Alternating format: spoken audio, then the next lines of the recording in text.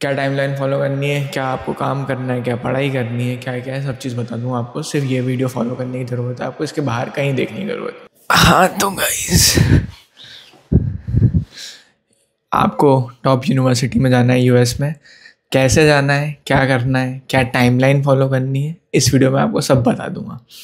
मैं कौन होता हूँ बताने वाला? सो आई एम अनुष्क, यूएस में हूँ, मैं शिकागो में काम करता हूँ। I graduated from University of Notre Dame. I had admit from Columbia. I had admit from University of Michigan, Northwestern, or Notre Dame. Notre Dame gave me the most scholarship. Went to Notre Dame. Completed my masters. Now working in Chicago. अभी हो रहा है मार्च का महीना, ठीक है? तो अपन मार्च से स्टार्ट करते हैं।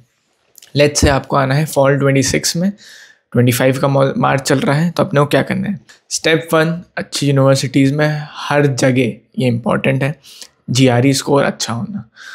कुछ यूनिवर्सिटीज़ GRE वेवर देती हैं, कुछ यूनिवर्सिटीज़ GRE ऑप्शनल रखती हैं। वो दोनों यूनिवर्सिटी में अगर आपका GRE/GMAT स्कोर है तो आपके चांसेस बेटर होंगे सिलेक्ट होने में, ठीक है? आपको कोई भी काउंसलर अदरवाइज़ बोल रहा है तो वो गलत बोल रहा है, उनको नहीं पता है। I have personally talk to admission counsellor जो यहाँ पे बैठे हैं यूनिवर्सिटीज़ में, उन्होंने क्लियरली बोल रखा है GRE ऑप्शनल का मतलब यही होता है कि अगर आपका GRE स्कोर आपकी प्रोफाइल इनहेंस नहीं कर रहा है तो मत डालो। तो अगर आप नहीं डाल रहे तो उनको क्लियरली पता है कि आपका GRE स्कोर आपकी प्रोफाइल इनहेंस नहीं कर रहा है, ठीक है? सिंपल। मार्च, अप्रैल, मई, जून, आपके पास कितने हैं? 4 महीने हैं प्रिपेयर करने के for your GRE। More than enough, easily हो सकता है, ठीक है? आपको एक लौता रिसोर्स फॉलो करना है, वो है gregmat.com, GREGMAT.com। gregmat.com फॉलो करो, वो जो बताया वो सब कर लो तो आपका अच्छा हो जाएगा। इसमें इंग्लिश में स्पेसिफिकली मैं कुछ और रिसोर्सेज बता देता हूँ। तो मैंने मेरी इंग्लिश कैसे अच्छी करी थी, अगर आप घूम रहे हो, कार में घूम रहे हो, कहीं पे भी घूम रहे हो, आपके पास फ्री टाइम है, तो यूट्यूब पे बहुत सारे वीडियोस हैं जो टॉप GRE वर्ड्स बस एक्सप्लेन करते हैं। Top 600 GRE words, top 700 GRE words. वो चालू कर दो वीडियो, कान में ईयरफोन लगाओ, एज अ ऑडियो बुक उन्हें सुनते जाओ। याद करने की भी ज़रूरत नहीं, आप अगर मल्टीपल टाइम सुनोगे तो इवेंचुअली खुद से याद हो जाएगा, ठीक है? एक ये। दूसरी चीज़, कुछ पॉडकास्ट आते हैं, बहुत पॉपुलर हैं स्पॉटिफाई पे। मैं जब पढ़ रहा था तो एक निक स्नैक फॉर नियोलॉजिज्म्स पॉडकास्ट था, बहुत अच्छा पॉडकास्ट था। अब अभी शायद नॉट स्पॉटिफाई पे नहीं है, और कहीं अगर आपको मिले तो बिल्कुल ढूंढ लेना। मुझे कहीं मिलेगा तो मैं लिंक में डिस्क्रिप्शन बिल्कुल डाल ही दूंगा। आपका GRE हो गया है, ठीक है? ये मैंने जो फॉलो करना। एक और चीज़, अगर आपको GRE में बहुत अच्छे मार्क्स लाने हैं, बहुत ज़्यादा अच्छे, तो GRE के जो रीडिंग कॉम्प्रिहेंशन होते हैं वो रिलेटिवली ईजी होते हैं कंपेयर टू GMAT क्लब पे जाओ, 700+ रीडिंग कॉम्प्रिहेंशंस ऑफिशियल गाइड, उसमें फ़िल्टर डालो और GMAT के रीडिंग कॉम्प्रिहेंशन करना चालू कर दो, ठीक है? वो जितने डिफिकल्ट होते हैं, आपको GRE के ऑटोमेटिकली मार्क्स इंप्रूव हो जाएंगे रीडिंग कॉम्प्रिहेंशन में। चलो, GRE हो गया अब आपका। मार्च, अप्रैल, मई, जून आ गए अपन। अब जून, जुलाई, अगस्त, 3 महीने बचे हैं अपनी पूरी एप्लीकेशन पे काम करने में, क्योंकि अगस्त में डेडलाइन स्टार्ट हो जाती है, अगस्त सितंबर में फर्स्ट राउंड। और अपने को फर्स्ट राउंड में ही अप्लाई करना है। क्यों अप्लाई करना है फर्स्ट राउंड में? क्योंकि फर्स्ट राउंड में स्कॉलरशिप के सबसे ज़्यादा चांसेस होते हैं, क्योंकि scholarship first come first serve basis पे मिलती है सारे स्टूडेंट्स को। पहले आओगे, बेटर आपका अच्छा स्कोर है, आपकी अच्छी प्रोफाइल, आपको स्कॉलरशिप मिल जाएगी, एज सिंपल एज दैट, ठीक है? तो अपने को अगस्त सितंबर पर अप्लाई करना है। टॉप यूनिवर्सिटीज़ में अप्लाई करना है तो अगस्त सितंबर में एक और एडवांटेज होता है कि वो यूजुअली स्टैट्स कंपेयर करते हैं लास्ट ईयर ऑफ की एप्लीकेशन में, और अभी तक ट्रेंड ये देखा गया कि हर साल स्टैट्स बढ़ रहे हैं। तो अगर लास्ट ईयर के स्टैट्स कंपेयर कर रहे हैं तो आपके पास ईजियर चांस है to get into that university as compare to this year, जो सेकेंड राउंड में होगा। क्योंकि सेकेंड ईयर और सेकेंड राउंड में फर्स्ट राउंड से कंपेयर करेंगे स्टैट्स एडमिशन देने के पहले। 2 महीने बचे हैं अपने पास। SOP, LOR, सारा डॉक्यूमेंटेशन प्रिपेयर करने में, आपकी स्टोरी बिल्ड करने में, रेज्यूम ऑप्टिमाइज करने में, हर चीज़। यूजुअली मैं एडवाइस करता हूँ ये सब चीज़ें आप खुद से करें, क्योंकि इतना टाइम है अगर आपके पास तो खुद से कर सकते हो। अगर खुद से नहीं करना है, आपको प्रोफेशनल हेल्प चाहिए हो, हम लोग हेल्प कर रहे हैं। We have a community of 500+ mentors जो ये प्रोफेशनली काम करवा रहे हैं, टॉप यूनिवर्सिटीज़ में सिलेक्ट करवा रहे हैं हम। स्टैनफोर्ड हो गया, वॉर्टन हो गया, येल हो गया, MIT हो गया, CMU हो गया, बर्कली हो गया, हर जगह एडमिट दिलवा रहे हैं हम लोग हेल्प करवा पा रहे हैं, ठीक है?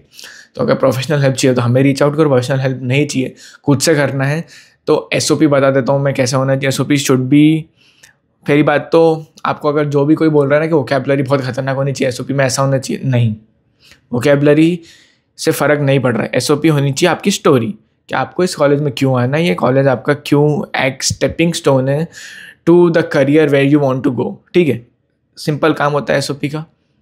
तो अपने को एसओपी सिंपल रखनी है, बस आपकी स्टोरी हाईलाइट कर पाए जो, दैट्स इट, और कुछ नहीं।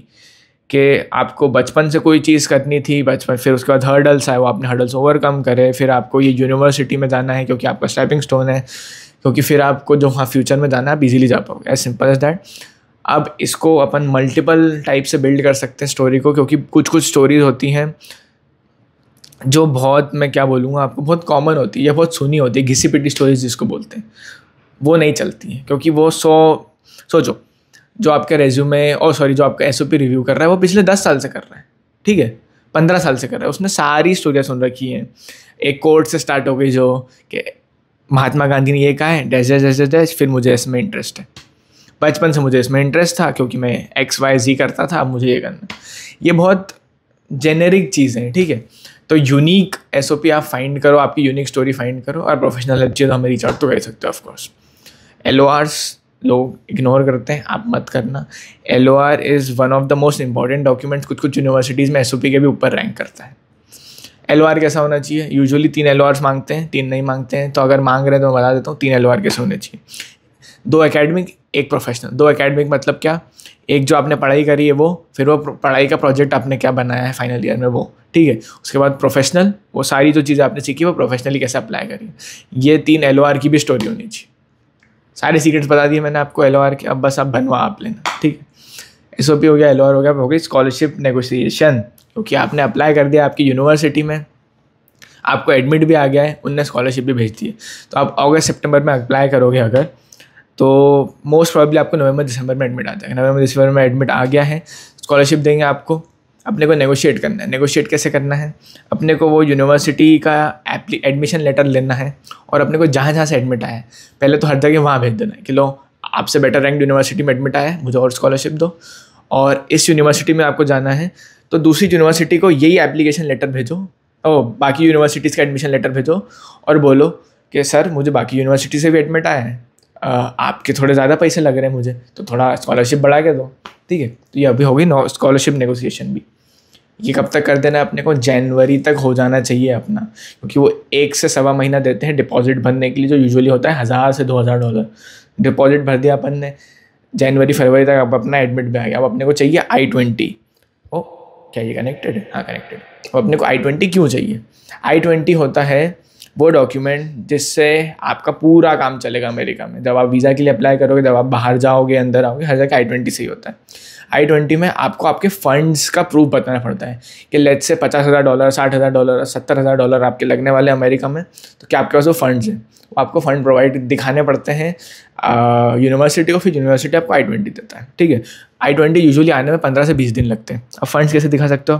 पर्सनल फंडिंग दिखा सकते हो, या तो आप लोन का ऑफर लेटर दिखा सकते हो कि आपके पास लोन ले लिया है आपने, आपके क्या बोलते हैं एजुकेशन लोन, या पर्सनल लिक्विड फंड सारे दिखा सकते हो। ये दिखा दो कि I-20 आ जाएगा आपका, फरवरी तक सब हो गया। इसके बाद वीज़ा की प्रोसेस के लिए टाइम लगता है, तो मार्च अप्रैल मई तक वीज़ा जनरली मिलता है। तो ये 3 महीने आपके पास फोकट होंगे। ये 3 महीने में अपने को जिस भी फील्ड में पढ़ाई करनी है उस फील्ड के अपने को जितने प्रोजेक्ट हो सकते हैं, जितनी पढ़ाई हो सकती है, फ्रीलांस वर्क है, कुछ भी अपने को सारा कर डालना है, ताकि आप अपन जब US आए तो अपना रेज्यूमे ऑप्टिमाइज्ड हो। तब तक अपन ने अपने कवर लेटर पे भी काम कर लिया और अपना इतना रेलेवेंट एक्सपीरियंस हो गया हो कि यहाँ आते से अपन एप्लीकेशन भर पाएँ। किसके लिए? इंटर्नशिप्स के लिए। क्योंकि आप जब अगर US में आते हो, अगर आप CS IT डेटा साइंस वाले हो, तो बिग टेक का जो इंटर्नशिप की डेडलाइन होती है वो अगस्त सितंबर ही होती है। तो आप अगस्त में तो आओगे, आपके पास 1 महीना होगा सारी चीज़ों करने का। तो अगर आप पहले से प्रिपेयर्ड होकर आते हो तो आप 99% ऑफ स्टूडेंट्स ऑलरेडी हेड हो आपकी क्लास में। इंटर्नशिप्स में अप्लाई कर सकते हो आप, ठीक है। सब हो गया अपना, अगस्त तक आ गए अब अपन, अपना मई तक आ गए, अपना वीज़ा आ गया, वीज़ा के लिए चले गए अपन, वीज़ा बन के आ गया वापस, अपन ने ले लिया वीज़ा, बढ़िया। अपने को फ्लाइट टिकट बुक करनी है, बढ़िया फ्लाइट टिकट बुक करो। US में आप आपके कोर्स स्टार्ट होने से 1 महीने पहले आ सकते हो, आ जाओ, बढ़िया, कोई टेंशन नहीं। इंटर्नशिप्स में अप्लाई कर लो, सारे कॉलेज के जितने भी कल्चरल फेस्ट अटेंड करो, नेटवर्किंग स्टार्ट कर दो। प्लीज़ याद रखना, अगर आपको कोई इंडियन दोस्त है तो उसके साथ मत बैठना, गौरव के साथ बैठो। ज़बरदस्ती बैठोगे तो आप उनको स्मॉल टॉक करना सीखोगे, फालतू बातें करना सीखोगे, जो आपको जॉब में हेल्प करेगी, ठीक है। ये पूरी टाइमलाइन है। ओके।